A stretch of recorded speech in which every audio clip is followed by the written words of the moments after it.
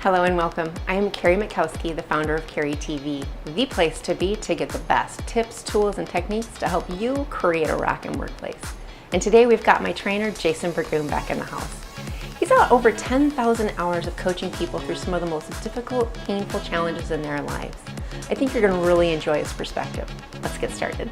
So the pattern that I've seen is that initially people are very successful, very open, but then rather than focus, they'll turn aside and something will come in and it'll bring back old habits. So what we have to do is really focus on being consistent on our end. And those sometimes aren't comfortable conversations, but the approach is the key to long-term success. I believe resistance in any form of change initially is human nature. Change is very intimidating for many people.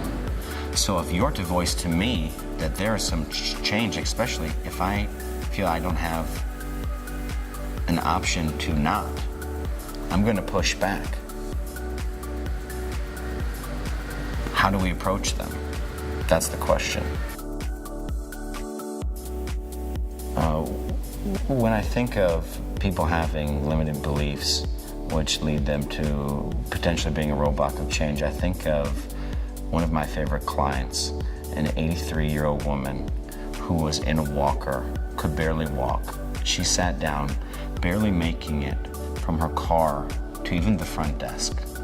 So now, how are we going to lift weights, walk? I'm 83, I don't know how to run a computer. How am I going to lift these weights? I'm going to box now? Their belief system has to change. They have to know that they can do it. There has to be some form of hope or will for them to be successful. Motivation, what I found, it comes from two places: internal, external. Internally, we're motivated sometimes by fear, by where we would like to be.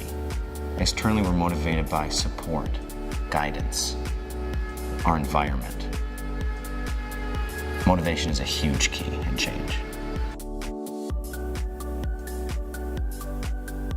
I found that people become inspired when they have the ability to inspire others. Many times people come in with a certain perception of their life or their abilities, and that changes physically.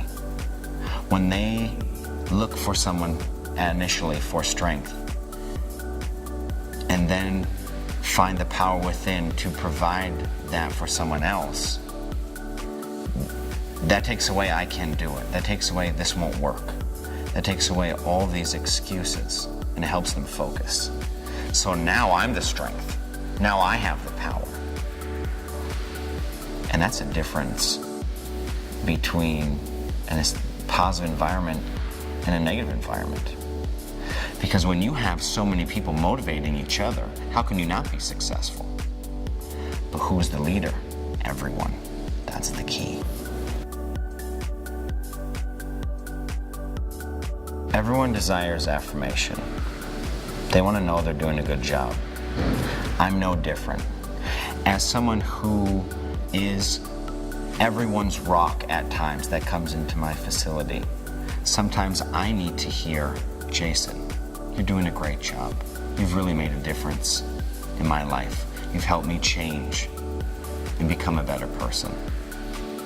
So now me, as someone who is the rock, if I need that, then how can someone else not? Affirmation is such a huge part of change. We all need it. Excuses are easy, and in many situations, they lead us to not having the ability to change. I cannot start to exercise because I'm traveling. I cannot eat healthy because I have children. Those are the things I tell them. Doing a jumping jack or walking around a park, you can do anywhere. It's a child. They eat whatever you provide for them. Excuses are a factor in change for the fact that it takes away your ability to focus. If we can eliminate excuses, we can get them to focus. What I've noticed with accountability and change is if there's too much, people reject that. There's a fine line between being supportive, holding them accountable, and forcing them to do something that they don't want to do. Thanks for joining us. What was your single biggest takeaway from today's episode? Leave it in the comments below. Did you like this? Don't forget to share it with a friend. Remember, rockin' workplaces happen because people like you and me show up and do the work. We'll see you next week.